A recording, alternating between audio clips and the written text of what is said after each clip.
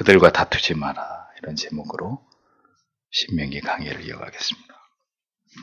하나님께서는 율법을 통해서 분명하게 하나님께서 명하신 방식대로 우리가 하나님께 순종하기를 원하신다는 사실을 명시하셨습니다. 신앙에서 가장 중요한 것은 우리의 방식이나 우리의 뜻대로 우리의 상황 논리에 따라서 그렇게 하나님을 섬기는 것이 아니라 하나님의 뜻대로 하나님이 명하신 대로 하나님의 때와 방법을 따라서 준행해야 된다는 것, 성경에 많은 하나님의 말씀이 이것을 우리에게 분명하게 명시하고 있다는 것을 기억해야 합니다.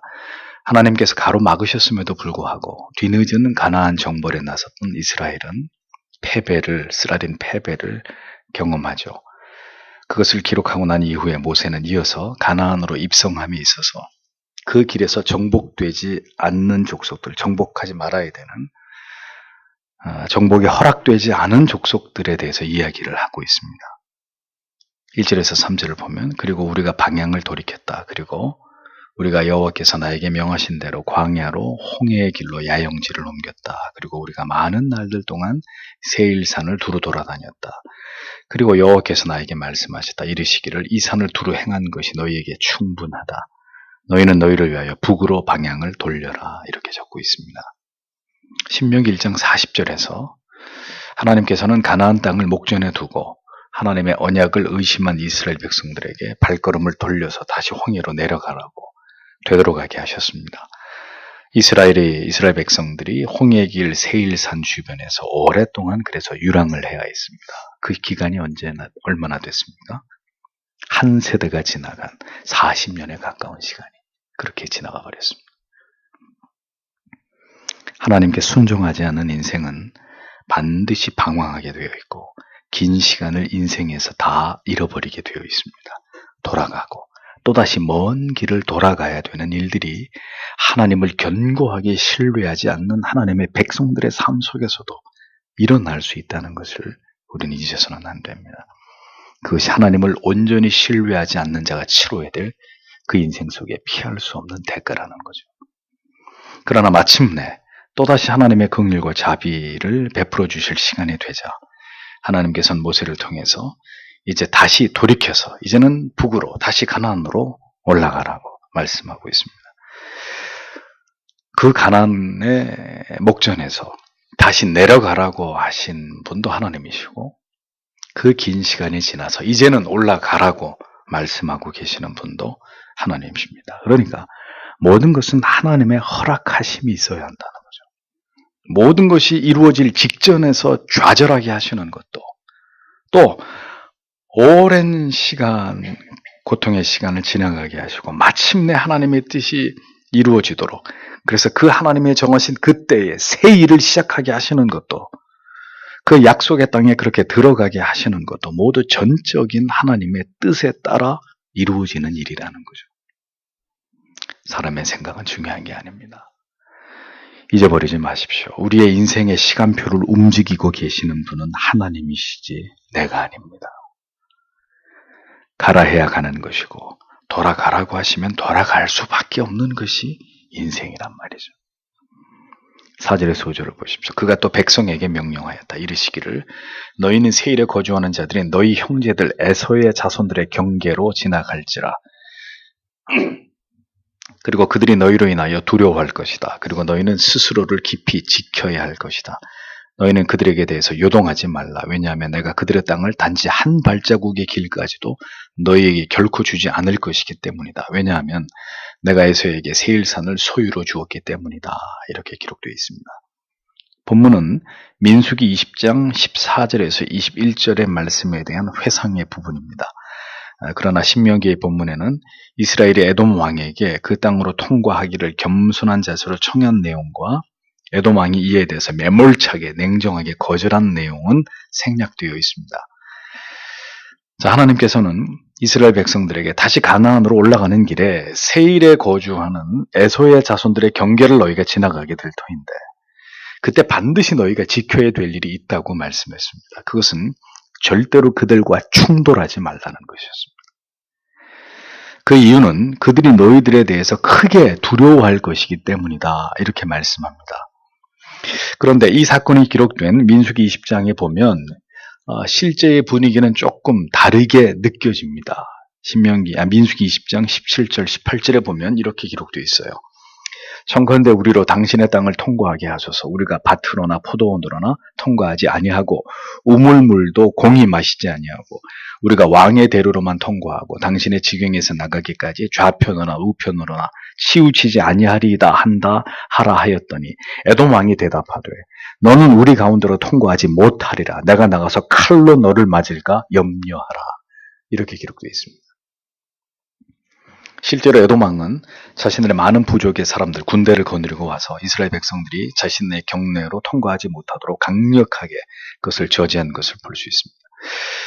그런데 성경은 이들이 이렇게 한 것이 이스라엘 백성들을 두려워했기 때문에 그렇게 한 것이다 이렇게 말씀합니다. 당시에 이집트라고 하는 강력한 패권 국가를 쑥대밭으로 만들어버리고 이집트 최정예 부대, 왕이 파라오가 이끄는 최정예 부대가 홍해에 다 수장이 되어버리는. 이집트가 이렇게 괴멸된 이유가 이스라엘을 지키는 수호신이 있는데 그 여호와라는 신이라 이거죠. 그 여호와라는 신 때문이라는 것을 에돔 왕은 잘 알고 있었습니다.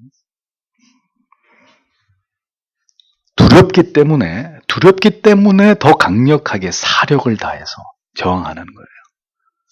두렵기 때문에 자신들이 약하게 보이고 싶지 않아서 더 큰 소리를 치는 게 그게 인간의 습성입니다. 두렵기 때문에 더 자신을 강하게 보이려고 허세를 떨고 위세를 과장하는 것이 그 약자들의 모습, 실상은 약자들의 모습입니다. 자신이 약한 사람은 이기기를 집착합니다. 왜냐하면 이렇게 지는 것에 대해서 내가 약하게 보이는 게 용납이 안 되기 때문에 그러니까 뭔가 이렇게 체구가 작은 사람일수록 더 악발인 이유가 자기가 약하다는 것에 대해서 무시당하고 싶지 않아서 그런 거죠. 정말 강한 사람은 져줄 수 있는 도량이 있어요. 왜? 자기가 강하다는 걸 알기 때문입니다. 예수의 사람은 강한 척하는 사람이 아닙니다. 타인을 이기는 데 집착하는 사람이 아니라 약함을 자랑하고 언제나 하나님 앞에서 나의 약함을 자랑하고 내 안에 그리스도께서 거하시기 때문에 한 발짝 물러서고 양보하고 섬기고 져줄 수 있는 사람이 예수의 사람입니다. 권력을 독차지한 독재자는 실상은 사람들을 이 사람들이 내 목을 노리고 있다는 걸 알기 때문에 이 독재자가 어떻게 공포 정치를 펴는 거예요. 그래서 이 바보 같은 독재자들이 공포 정치를 펴면 펼수록 그게 무슨 의미냐면 저 사람 지금 굉장히 두려워하고 있구나 하는 의미예요. 닥치는 대로 숙청해버리고 자기의 힘을 과시하는 것은 자기가 지금 제일 두렵기 때문에 그렇다는 거죠. 그래서 이 에돔 족속들이 그렇게 극렬히 저항을 한 것입니다. 왜? 두려우니까. 하나님께서는 또 한 가지를 명령하셨습니다. 그것은 그들과 다투지 말고 나아가서 그들의 땅은 한 발짝도 침범하지 말라는 것이었습니다. 그 이유는 하나님께서 그 세일산을 에서의 기업으로 주었기 때문이다. 이렇게 말씀합니다.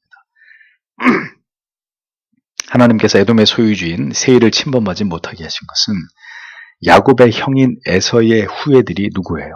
에돔이란 말이에요. 또 이 밖에도 하나님께서 이후에 침범하지 못하게 한 족속이 또 나오죠. 어디하고 어디죠? 모압하고 암몬입니다. 그렇습니다. 왜요? 왜 이들은 치지 말라고 했을까요? 아브라함의 조카 롯의 후예들이란 말이에요. 그러니까 이스라엘과 아주 가까운 형제 족속들이란 말이죠. 하나님께서는 그들에게도 세속의 기업을 허락하셨고 하나님의 백성들이 그들에게 허락되지 않은 것을 갖고자 하지 않기를 이스라엘 백성들에게 하나님이 바라고 계셨던 겁니다. 때때로 하나님께서 불택자들에게도 일만 은총의 영역 속에서 그들의 기업을 이 세상을 살아갈 수 있는 여러 자원들을 허락하시는 것은 여러분 오해하지 마세요. 그들을 사랑하시기 때문이 아니에요. 그것은 하나님의 보편적 인류 전체를 향한 하나님의 보편적 공평과 공의를 드러내시는 하나님의 방식이기 때문에 그렇습니다. 그래서 세상 사람들도 그들의 인생을 살아가도록 그들에게 재능과 건강과 자손과 기업을 삶의 터전을 허락하시는 하나님이십니다. 중요한 것은 하나님께서 비록 택자의 계보가 아니라 할지라도 이스라엘의 형제와도 같은 자들과 너희가 분쟁하거나 다투는 것을 하나님이 원치 않으셨다는 거예요. 왜냐하면 그들은 이스라엘에게 있어서 남이 아니었기 때문입니다. 그래서 성도 여러분, 우리가 하나님을 알지 못하는 가족들에 대해서도 신자는 평화로운 관계를 유지해야 합니다. 우리가 신앙의 문제, 진리의 문제는 양보할 수 없지만 그들과 가능한 화평한 관계를 유지하면서 신앙의 이유로 쟁투하고 가족 간에 갈등하는 것은 하나님이 기뻐하시는 뜻이 아니란 말이에요. 왜냐하면 그들은 혈육이기 때문에. 하물며 믿음의 지체들 간에는 어떠해야 되겠습니까? 서로 간에 갈등하고 반목하고 분쟁하는 일은 하나님 앞에서 결단코 용납될 수 없는 그런 일이라는 것을 우리는 잊지 말아야 되는 것이죠. 여러분, 북한은 우리의 적이 아닙니다. 다만 북한의 공산주의 사상과 체제를 폭정으로 유지하고 있는 북한의 사악한 독재자와 그를 비호하고 있는 그 권력층이 우리의 적이죠.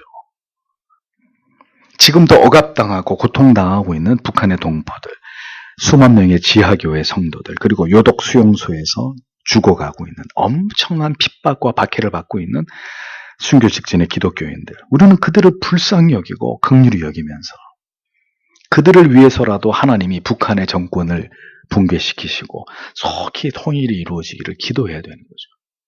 우리가 그들을 미워해서는 안 되는 겁니다. 그래서 하나님이 모압과 암몬과 에돔, 이스라엘과 싸우지 말라고, 그들하고 절대로 싸우지 말라고 특별히 당부하시는 거죠. 6절에서 7절을 보겠습니다.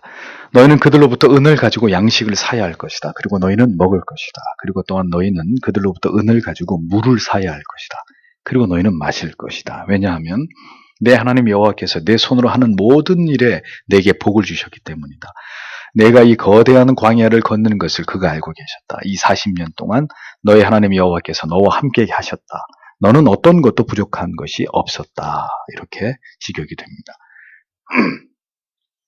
하나님께서 에돔의 땅은 한 발짝도 들어가지 말라고 하시면서 또 그 땅으로부터 너희가 뭔가 얻을 만한 것이 있을 때는 합당한 가치를 지불하고 그들에게 필요한 먹을 것과 물을 얻으라고 말씀하십니다.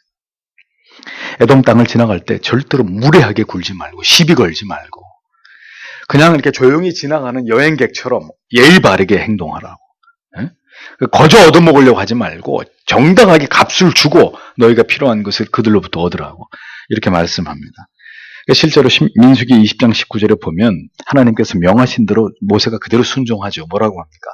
이스라엘 자손이 이르되 우리가 대로로 통과하겠고 우리나 우리 짐승이 당신의 물을 마시면 그 값을 줄 것이라.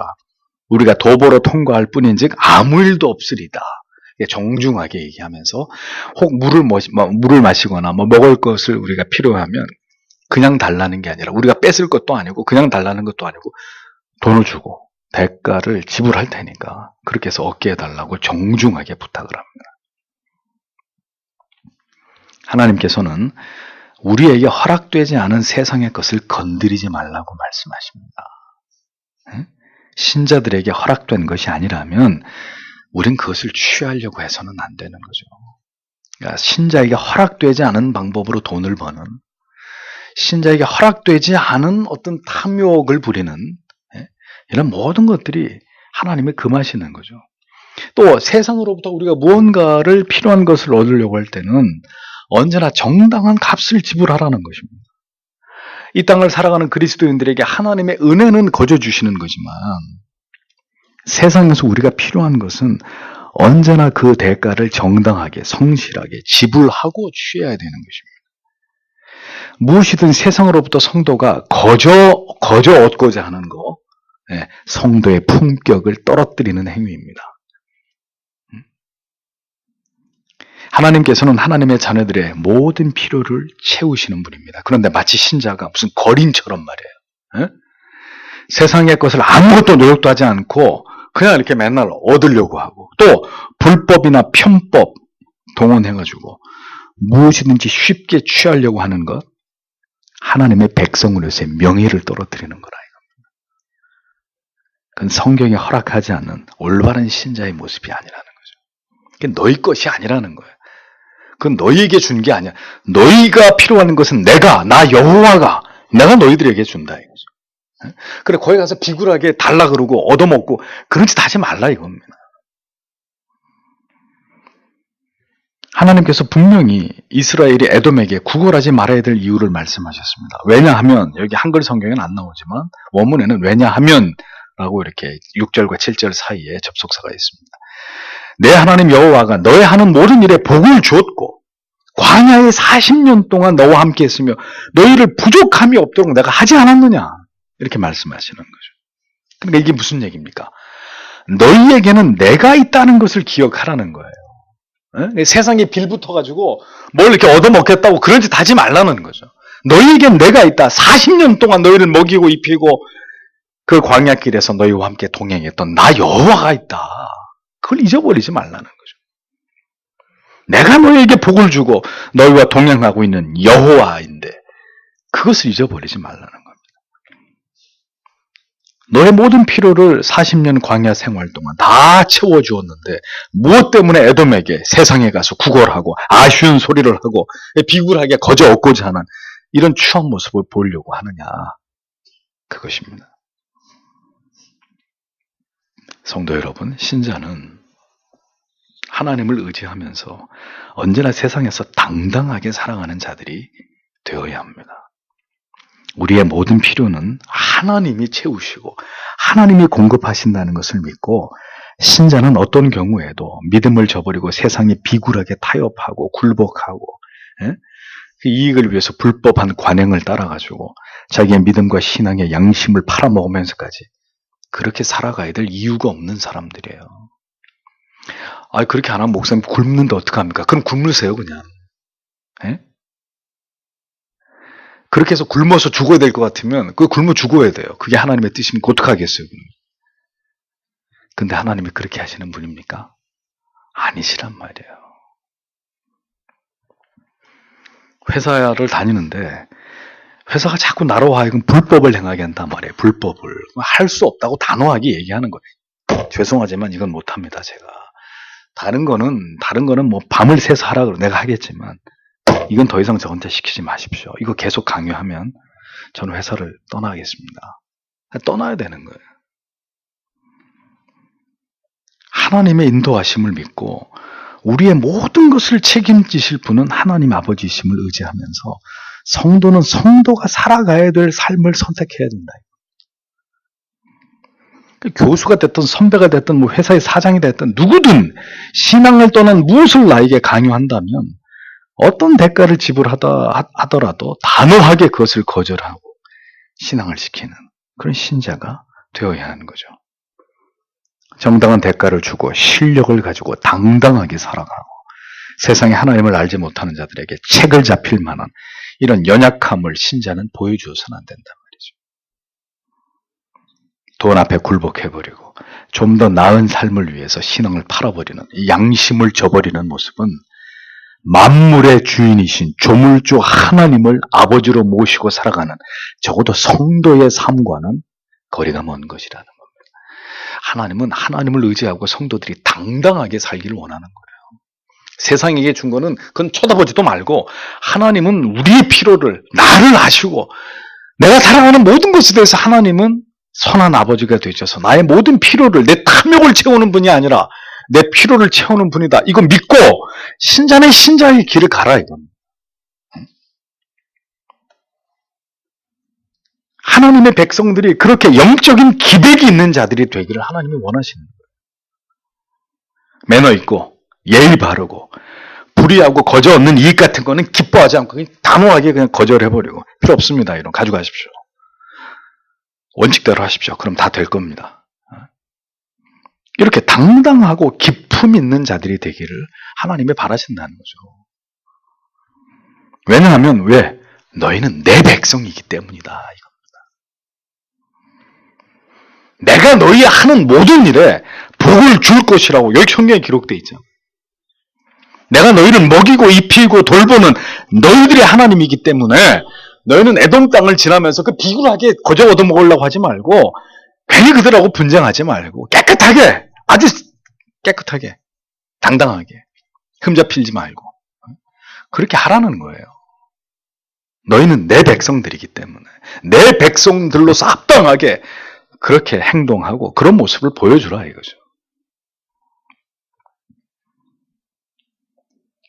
우리는 오늘도 무엇 때문에 주눅이 드는 겁니까? 무엇 때문에 당당하지 못하는 겁니까? 왜 세상 사람들처럼 불의하고 불법하고 편법을 취하려고 합니까? 그건 하나님을 모르는 자들의 삶의 방식이죠. 하나님을 두려워하기 때문에 오늘도 하나님에 대해서 도발하는 저 불신자, 저 무신론자들을 보세요. 두렵기 때문에 하나님이 어디 있어? 이런 소리 하는 거예요. 응? 두렵기 때문에. 그들은 절대로 강자가 아닙니다. 초라한 약자들일 뿐입니다. 하나님만이 가장 위대하신 신이시고 그 하나님을 아버지로 부르면서 오늘도 세상에 존재하는 성도의 존재감은 절대로 세상이 범접할 수 없는, 세상이 감당할 수 없는 그것이란 말이에요.